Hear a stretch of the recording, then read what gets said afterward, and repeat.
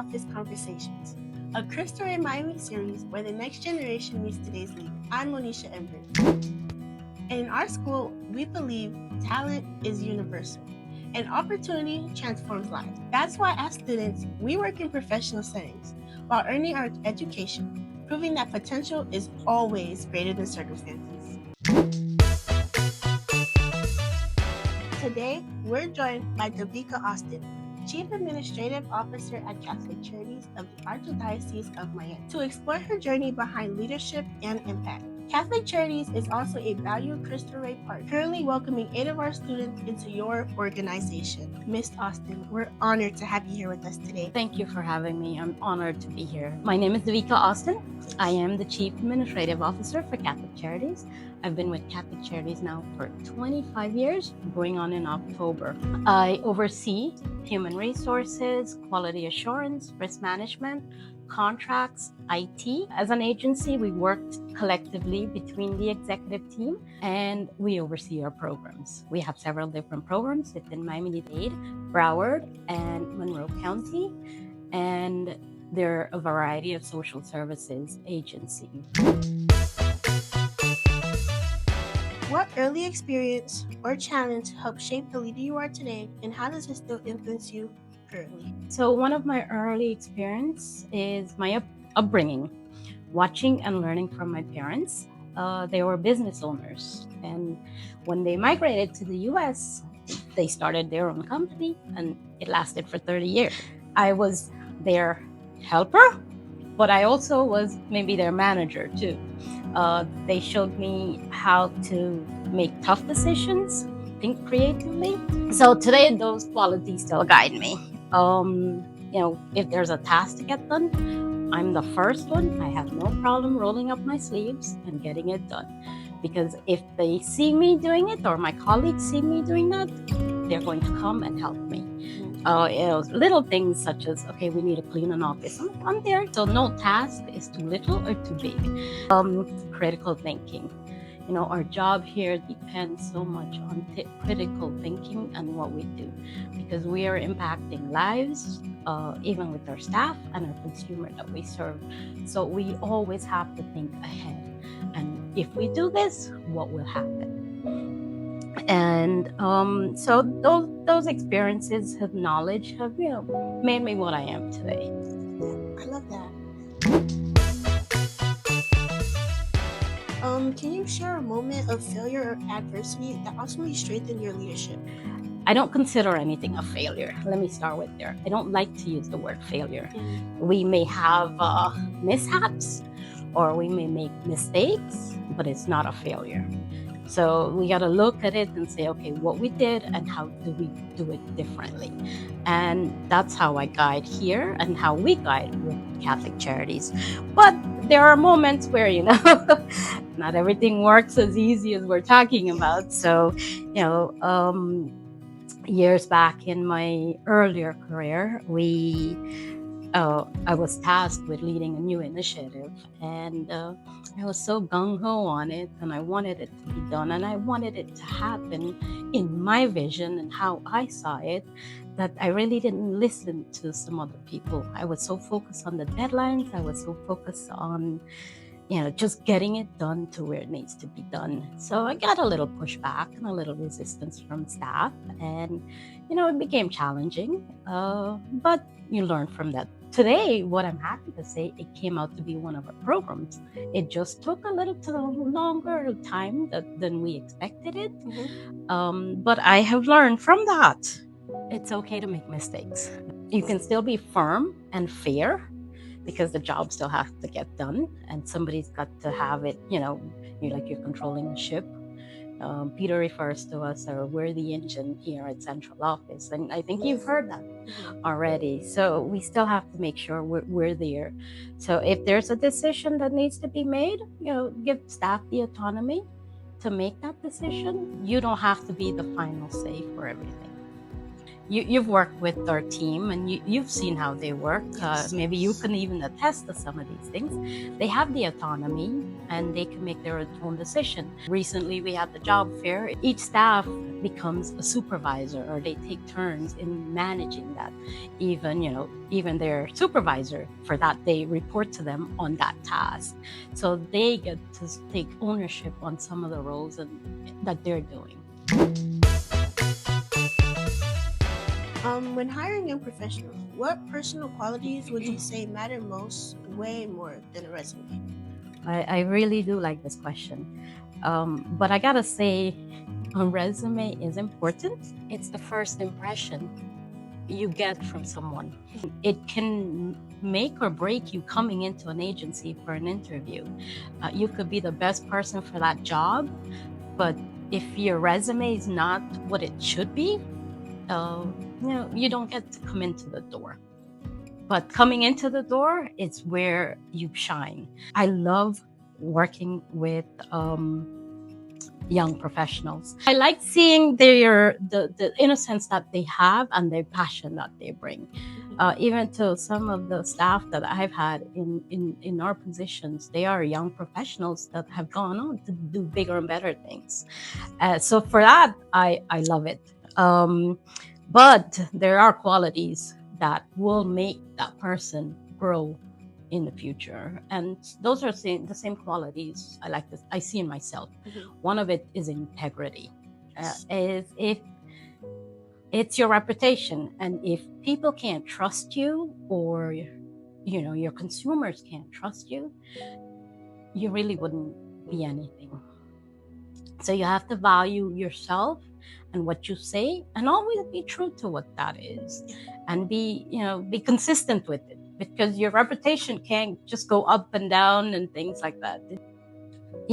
Trustworthy, accountability. I think you've heard me say some of these words when we're in meeting and we talk about some of these things. Resilience and adaptability. You got to be resilient. How to handle pressure when the time comes, how to work when there's tasked with several different deadlines and they're all in the same deadline date. And also, willingness to learn and receive feedback. Yes. Adaptability that's a big thing. If you can do some of those and adapt and learn and grow, and you're a young professional, be a sponge. You're given an opportunity here that not many are given. I would tell that to you and all the students that's at Cristo Rey. To absorb. Yes. And be initiative. Take the initiative to do things. These are the same things. If you go out right now to my other colleagues that we have, or other colleagues, it's the same thing I tell them. Take the initiative. If we're asking for something, do it. Think 3 steps ahead of me. Think 10 steps ahead of me. So when you're coming in, you're ready to meet with me, you were ready to discuss it, and we're ready to move on with it. Yes. Not just come and say, okay, you asked for the ABC, here it is. So, taking that initiative and the critical thinking that goes with it will help you grow. Yes. If you could give one piece of advice to a student determined to change their family's trajectory, what would you say that piece of advice would be? I would say, think long term. Don't think just today or tomorrow. Think of what you want to do long term. See what you see as your future self, what you want to be for your family, your current family, but maybe your future family too. It's not about making quick money today. It's about, getting some degrees, certifications, things that can help you grow. Things are changing. The economy, the environment are changing. And again, it goes back to some of these words, adapting and being, be able to foresee a future. Learn independence where you don't have to depend on people. You can make it on your own, and you can help others on your own. What leadership lesson would you say took the longest to learn, and how did it change you? That happened with my first promotion. I got promoted as a young professional, and I went from peer, so being a friend, to being a supervisor. So now I'm on the other side of the fence. Yeah. So that took a long time to learn, because with that, I thought I had to be the one knowing, having all the answers, ready in the meeting, be competent with whatever it is that we needed to know, and take on the workload. Well, that didn't last long. That led to, I felt I was failing, and I saw it in my performance. Some things had to change, but that changed with growth also. So now we focus on a team approach. We discuss things, and we focus on not making a decision too quickly. You don't rush into things. And delegation is not a weakness. I tell my other colleagues that I say, I'm training you to take my job, because one day I'm going to win the lottery and go to Tahiti. And I'm not afraid to share the information and knowledge I have. But in all of that, saying I don't know when somebody asks you a question, it's okay. But the response to it is saying, yes, I don't know, but let me get back to you. I will research it. What responsibility do successful organizations have in creating access and opportunity for the next generation? I'm happy to say, as an agency, we're doing this. We're doing it with internships. We have internship with university, and we have a great internship with Cristo Rey. We have 8 students, and this is our first year, so we are thoroughly enjoying having the Students Associate come here, and hopefully, years to come, we'll see somebody knocking on our door and say, hi, remember me, Miss Imbert? I'm applying for the job in your department. The other thing to that question is succession planning. I'm a product of growth in this agency, and that's a firm belief within our leadership team. Peter, Jules, we're all products of growth. Collectively, each of us is over 20 years within the agency. Our leadership, our senior leadership staff is the same thing. One of our directors, 40 years within Catholic Charities. We look at creating opportunities for the generations that we have here, and they're the future for our companies as we move forward. As you said before with winning the lottery, when your career is complete, what impact do you hope people remember you for? Well, I still have more time because I don't play, so I don't know how that's going to work. But I would say that I lead with compassion and conviction. Yes. I'm passionate about what I do. So, and that comes out sometimes a little too much, but that's what it would be. Compassion and conviction. As you may know, this is your first year working with the Corporate Work Study Department at Cristo Rey Miami High School.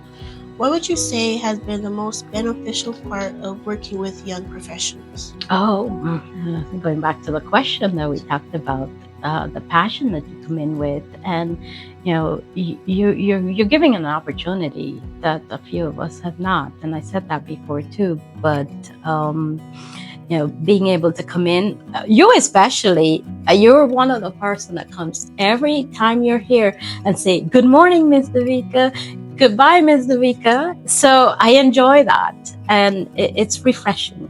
It is very refreshing to see young professionals coming in the workplace, and I'm hoping some of the young professionals that we have, they get over their shyness after time with us, and to see them shine and blossom.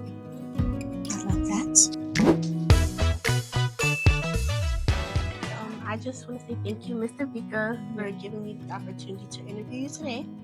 I would say from this interview, one thing I've learned is how compassionate you are and how you really do love working with Catholic Charities and how coming here every day, I love that I have been, a good part of you coming here with my compassion, as you say, with the morning. And I feel like I am really happy and glad to be working here this year, and more years to come.